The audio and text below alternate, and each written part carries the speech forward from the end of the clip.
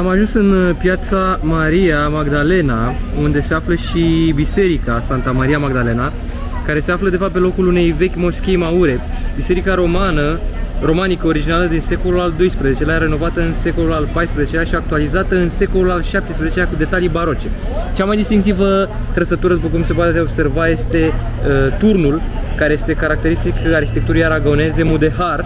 Modelele geometrice ornamentale imită un minaret în stil almohad. Motivele din ceramică glazurată decorativă contribuie la aspectul maur. Hai să vedem dacă putem să și intrăm, să vedem ceva la interior. Cartierul acesta în care se află și piața Sfânta Magdalena este unul dintre cele mai populare cartiere, cele mai populare și populate. Da. Și într-adevăr, iată că e foarte multă lume care trece chiar acum pe aici. Hai să mergem spre interiorul bisericii. Se spune că interiorul prezintă o absidă neobișnuită cu arce suprapuse și ferestre ascuțite, de asemenea tipice stilului mudehar. Altarul principal este împodobit cu sculpturi și imagini din secolul al XVIII-lea realizate de José Ramírez de Araleño. Hai să intrăm. Ce s-a întâmplat acum? Deci era poarta închisă? Tocmai ce s-a închis sub ochii noștri. Deci eram aici, clipeam așa și în momentul ăla pac, s-a închis ușa fix în fața noastră. Și când ne pregăteam să intrăm, o să ne întoarcem la 6:30. Da, ne-au spus niște localnici de aici că după 6:30 se deschide iar. Așa că vom reveni, sperăm, că s-ar putea să fie foarte frumușică în interior. Hai să mergem la următorul punct. Locurile care se împut foarte intens sunt spălate cu multă grație.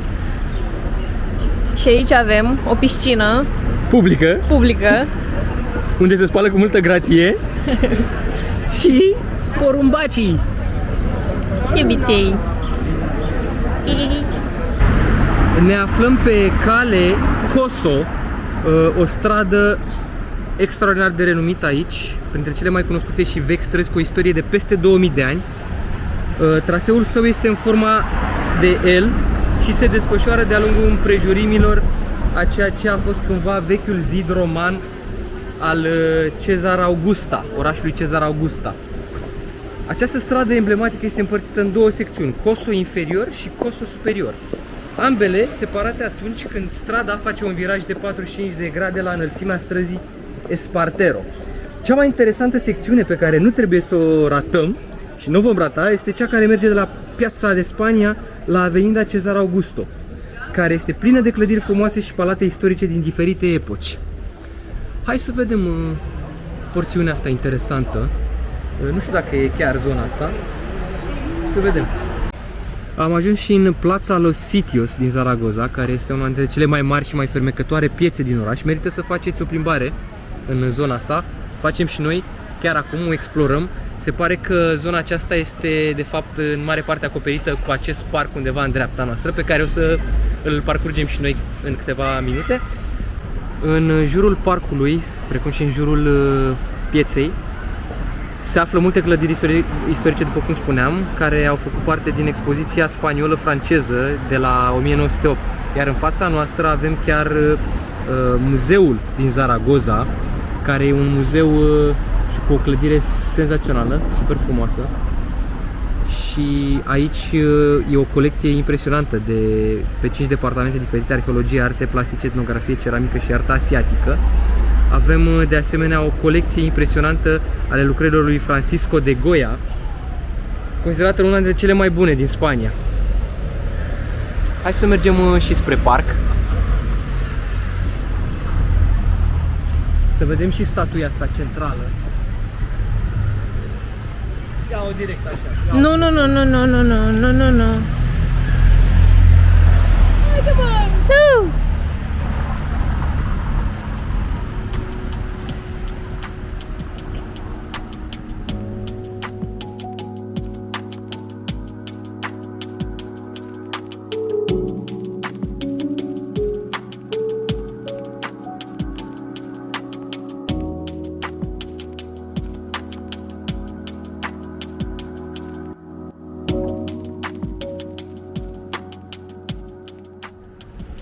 Am ajuns și lângă Biserica Santa Engracia din Zaragoza, cunoscută oficial ca Real Monasterio de Santa Engracia. un important edificiu religios și istoric din Zaragoza, dedicat Sfintei Engrasia, o martiră creștină din perioada persecuțiilor împotriva creștinilor sub împăratul Dioclețian. Se spune că locul a fost inițial un cimitir paleo-creștin unde au fost îngropați martiri locali, inclusiv Sfânta Engrasia și alți 18 martiri din Zaragoza. În secolul al IV-lea a fost dedicată o capelă pentru a marca locul martirului. Ceea ce este foarte interesant este arhitectura, unde fațada sa renaștentistă este una dintre cele mai importante opere ale arhitecturii spaniole din perioada Renașterii. Are sculpturi bogate, după cum se poate observa, care reprezintă scene biblice și sfinți. Actuala biserică este o combinație de stiluri renaștentiste și gotice, fiind construită undeva în secolul al XV-lea, după distrugerea parțială în timpul războaielor. A suferit pagube semnificative în timpul războiului de independență spaniol împotriva lui Napoleon, dar a fost ulterior restaurat.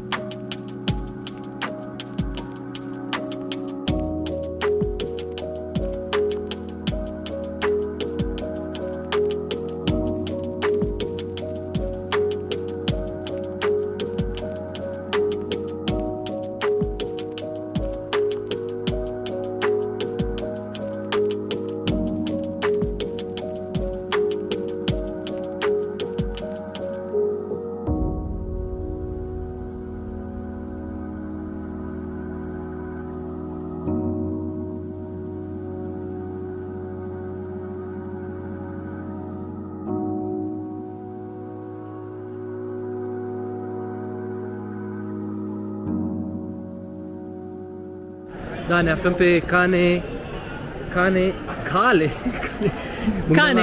Corso. Exact, mă gândeam la rasa de câini, Cane Corso. Dar de fapt suntem pe Cale Coso. Și suntem fix pe porțiunea pe care nu trebuie să o ratați. Uite ce portal aici imens. Aceste clădiri impozante, extraordinare. Și aici Diputación de Zaragoza. Uite și tu ce arhitectură. Sala deputaților. Camera deputaților. Ușor că ți trag fulgur. Un fulg. Jesus. Și asta e zona aia, da, interesantă. Uite și aici ce. Uite aici. Uite aici. Arhitectură. Din diferite epoci. Diferite arhitecturi. Cam asta e porțiunea, nu e o porțiune prea mare, dar e interesant.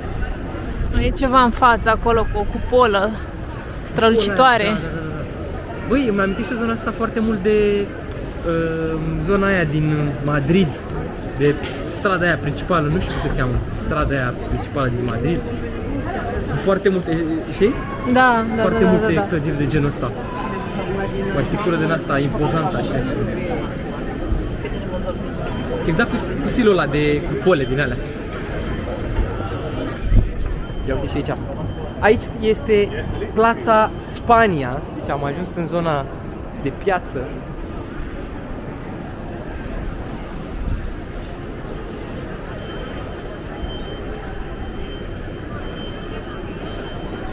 Nu înțeleg care e treaba cu clădirea asta, oglindă, care strică tot farmecul. Nu înțeleg.